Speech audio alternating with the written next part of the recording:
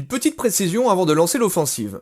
Cette vidéo s'adresse aux petits militants de mes deux, à tous ces végétariens, végétaliens et autres véganes qui se croient investis d'une mission et qui viennent pourrir nos murs Facebook avec leur propagande de merde et leurs arguments bidons. C'est vous qui pouvez commencer à chialer dès maintenant parce que vous allez en prendre plein la gueule. Quant aux autres, ceux qui suivent leur voie tranquillement dans leur coin en nous lâchant la grappe, qu'ils fassent ce qu'ils veulent du moment qu'ils ne m'invitent pas à manger chez eux. Ceci étant dit, commençons. Celui qui n'est pas capable de tuer lui-même l'animal ne devrait pas manger de viande. Voilà une des conneries qu'on entend et qui est censée nous faire culpabiliser. Genre, abattre un animal est une chose tellement odieuse que presque personne n'oserait s'y atteler. Sauf que cette logique est digne d'une rédaction de classe de 6ème. La répartition des tâches, tu connais ? Mais si, tu sais, ce système qui fait que, dans nos sociétés, on n'a pas besoin d'effectuer le métier de cordonnier pour pouvoir se chausser, ni celui d'informaticien pour utiliser les logiciels dont on a besoin. De la même façon, je n'ai pas à abattre d'animaux pour me nourrir puisque ce n'est pas le métier qui occupe mon temps, un autre le fera pour moi. Ça va ? Ça ne commence pas trop fort pour ton petit cerveau anémié ? Alors on enchaîne avec du plus lourd. Non mais t'as pas honte de manger un être vivant comme ça ? Sais-tu au moins qu'en remontant dans l'arbre de l'évolution, tu as un ancêtre commun avec le bœuf que tu t'apprêtes à manger ? Oui, je le sais très bien, merci. Le bœuf est mon lointain cousin. Mais ce que je sais aussi et que tu sembles avoir oublié, c'est qu'en remontant encore plus loin dans la chaîne évolutive, j'ai également un ancêtre commun avec le navet que tu t'apprêtes à dévorer et à déchiqueter. Tu sais, ce navet dégueulasse qui te donne bonne conscience. Et bah lui aussi fait partie de ta famille, mon con. Je te vois déjà en train de taper un commentaire avec tes doigts rachitiques et tremblants pour me dire qu'il ne faut pas tout mélanger, car le navet n'a pas de sensibilité. Alors comment te dire ? Toi qui me parlais d'évolution, tu es donc au courant que le système nerveux, la sensibilité, n'est qu'un moyen mis au point au cours de l'évolution pour faciliter la survie. Ce n'est qu'un des nombreux outils servant à survivre et dominer.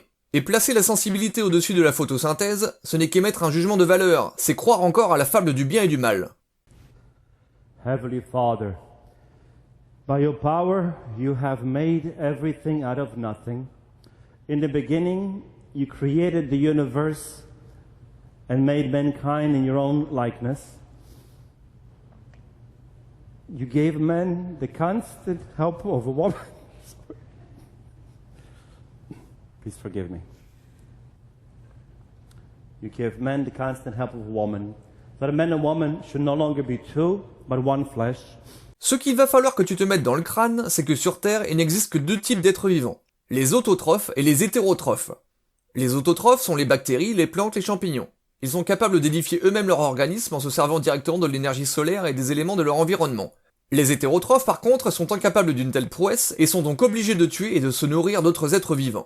Ce qui fait que la vie sur Terre, depuis des milliards d'années, n'est qu'une grande lutte fratricide. Descendant tous d'un ancêtre commun, les êtres vivants s'entre-déchirent, le meurtre dans sa propre famille est la norme.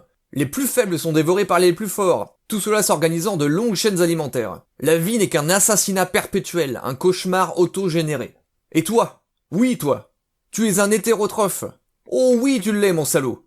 Même si tu aimerais avoir des racines et des feuilles, ce n'est malheureusement pas le cas. Donc, que ça te plaise ou non, tu es obligé d'ingérer d'autres êtres vivants pour continuer à vivre. Et que tu choisisses pour ce faire des végétaux ou des animaux, ce ne sont que deux formes différentes prises par le vivant lors de l'évolution. Si tu ne veux pas participer à ce grand carnage, à cette grande tuerie fratricide qu'est la vie, alors il n'y a qu'une solution, suicide-toi. Search your feelings, you know it to be true. Allah Akbar!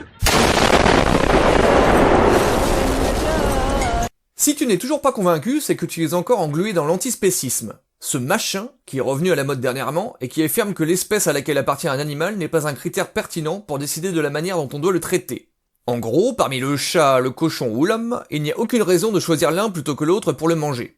Tout ça, c'est très mignon, mais on retombe dans le même travers, qui consiste à arrêter l'évolution à l'échelon qui nous intéresse. Grosse malhonnêteté intellectuelle. Dans la classification de Linné, pourquoi choisirait-on arbitrairement tel ou tel degré ? Le gars qui respecte vraiment le vivant, et qui est honnête, devra non seulement être contre la différence entre les espèces, mais aussi entre les règnes. Sinon son discours sera en dehors de la logique et baignera simplement dans de l'affectif foireux. Le seul souci, c'est que l'anti-régneuriste, en suivant ses convictions, crèvera dans les 2 semaines. Voilà pourquoi très peu d'amis de la nature accepteront de pousser leur raisonnement jusqu'au bout. Arnaque dévoilée. Le plus marrant, c'est quand ces énergumènes au corps de lâche essaient de mettre la science de leur côté pour montrer que le régime végétarien serait meilleur pour la santé. Ce qu'ils n'ont toujours pas compris, c'est que les études affirment tout et leur contraire selon qu'elles sont financées par l'industrie de la viande ou par des militants véganes. Sauf que ces ahuris ne retiennent évidemment que celles qui les arrangent, comme les propagandistes écervelés qu'ils sont. Alors une bonne fois pour toutes, non, la science n'a pas prouvé que le végétarisme était meilleur pour la santé. Alors tes petits liens copier-coller préparés d'avance, tu peux tout bonnement te les coller au cul. Il s'avère que le végétarien lambda n'est souvent rien d'autre que le bobo gaucho hippie de merde basique. Ce con, faible physiquement, faible mentalement, qui vous explique comment il faut manger, se déplacer et chier pour préserver l'environnement, mais qui se tape 3 voyages par an dans des pays de tiers-monde à la mode, ce qui rend son bilan carbone incomparablement plus élevé que celui de pauvres cons smicards qui mangent de la viande, roule en bagnole et tire la chasse après avoir déposé son bouseau. Tu te reconnais du con? Alors tu seras gentil de bien fermer ta gueule à l'avenir. Même si tu te sens frustré et aigri devant ton assiette remplie de légumes fades, pendant que mon assiette à moi, sur laquelle trône une appétissante bavette d'aloyaux dorés à point, te met malgré toi l'eau à la bouche, ferme bien ta gueule. C'est pas compliqué, on ne veut plus t'entendre. Fais ce que tu veux de ta vie de merde, mais n'essaie pas de nous convaincre. Et surtout ne crois pas que tes décisions sont dues à une logique infaillible, puisque c'est très loin d'être le cas. Plutôt que d'essayer de faire croire que ta position est démontrée, contente-toi à l'avenir d'assumer qu'il ne s'agit que d'une sensiblerie injustifiée, d'une affectivité infondée. En résumé, lâche-nous la grappe. Allez, redresse-toi de ta position fétale, ta branlée prend fin. Prends bien ton cacheton de vitamine B12 que seuls les véritables herbivores peuvent acquérir, mets-moi un pouce rouge en pensant avoir un petit pouvoir alors que t'as juste le droit de subir en la fermant, écris un commentaire gerbant d'arguments éculés que je ne lirai pas, et va chialer auprès de tes petits amis véganes fragiles qui sont les seuls à pouvoir te comprendre. Allez, salut!